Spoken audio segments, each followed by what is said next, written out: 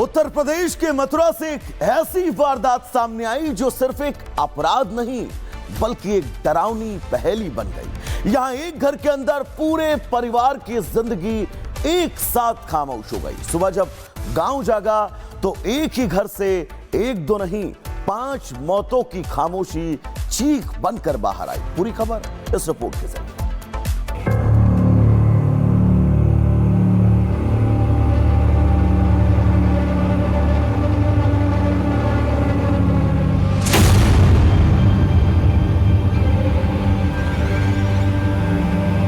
UP के मथुरा में एक ही परिवार के 5 लोगों की रहस्यमयी मौत की खबर ने पूरे इलाके को सन्न कर दिया है।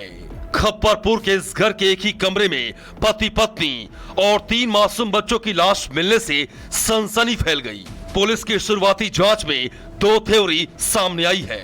पहली थ्योरी के मुताबिक पति पत्नी और बच्चों ने दूध में जहर मिलाकर पी लिया। दूसरी थ्योरी और भी चौंकाने वाली है। दूसरी थ्योरी के मुताबिक पति ने पहले पत्नी की हत्या की, फिर बच्चों को मारा और बाद में करंट लगाकर खुद आत्महत्या कर ली।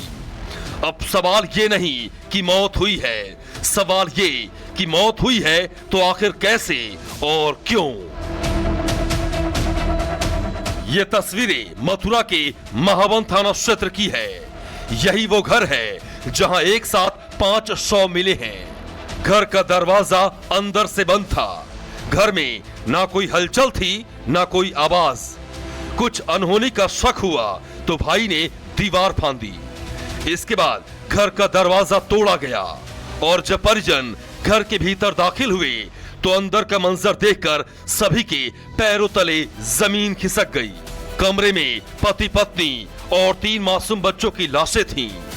इस घटना से पूरे गांव में हड़कंप मच गया है। ये घर है मथुरा के महावन के खप्परपुर गांव का और यहाँ सुबह से ही जो लोग हैं वो जमे हुए हैं और एक मातम सा माहौल है। अब उस कमरे की तरफ आपको लिए चलता हूँ।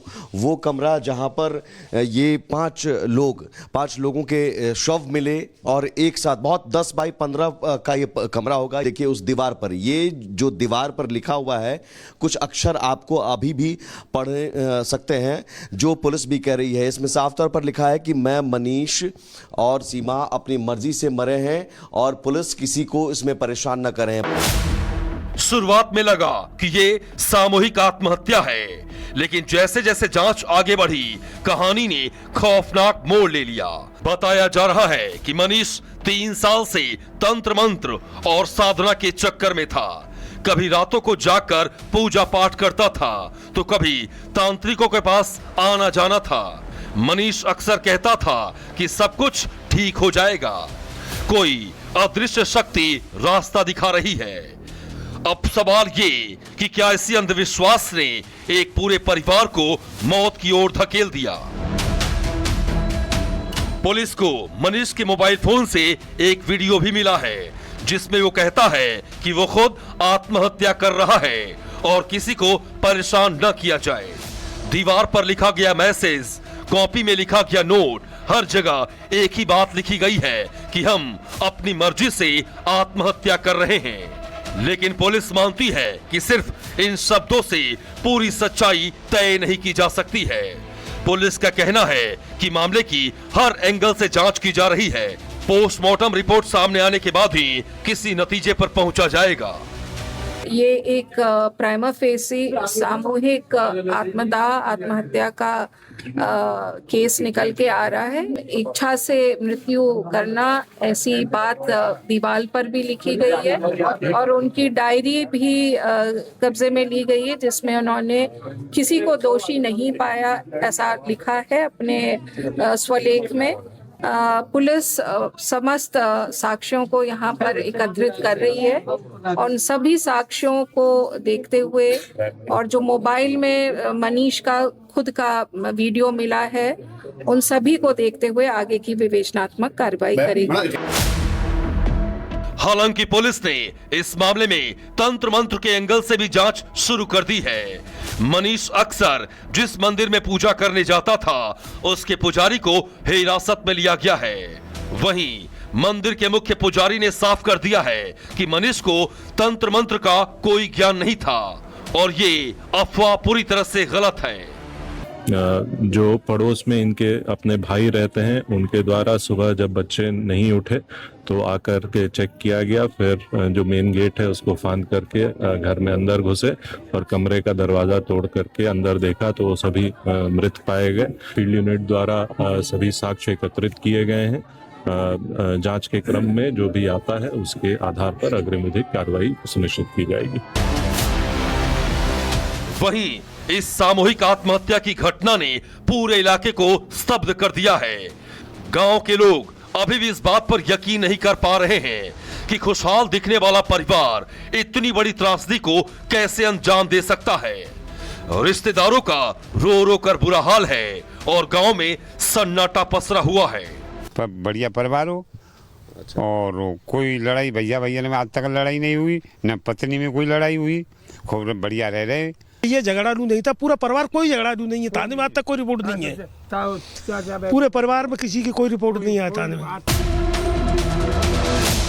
वहीं इस घटना ने दिल्ली के बुराड़ी कांड की यादें ताजा कर दी है, जहां अंधविश्वास, अदृश्य शक्तियों में भरोसा और मानसिक दबाव ने एक पूरे परिवार को तबाह कर दिया था।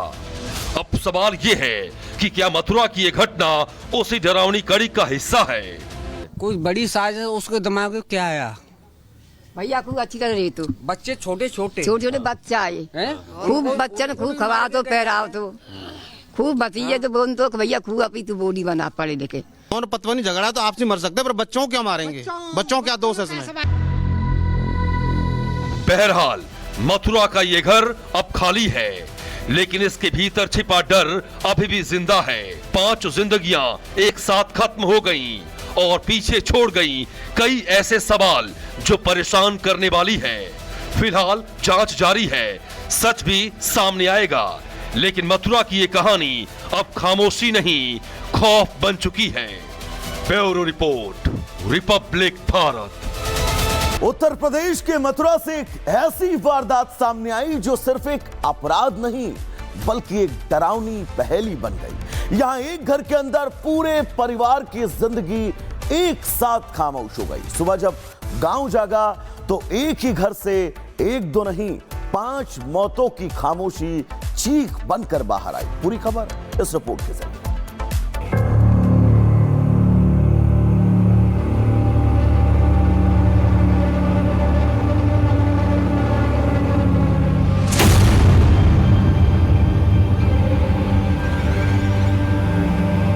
यूपी के मथुरा में एक ही परिवार के 5 लोगों की रहस्यमयी मौत की खबर ने पूरे इलाके को सन्न कर दिया है।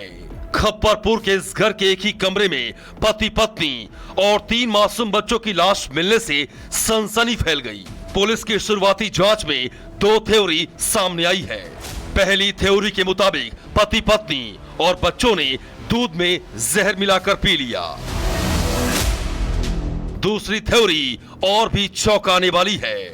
दूसरी थ्योरी के मुताबिक पति ने पहले पत्नी की हत्या की, फिर बच्चों को मारा और बाद में करंट लगाकर खुद आत्महत्या कर ली।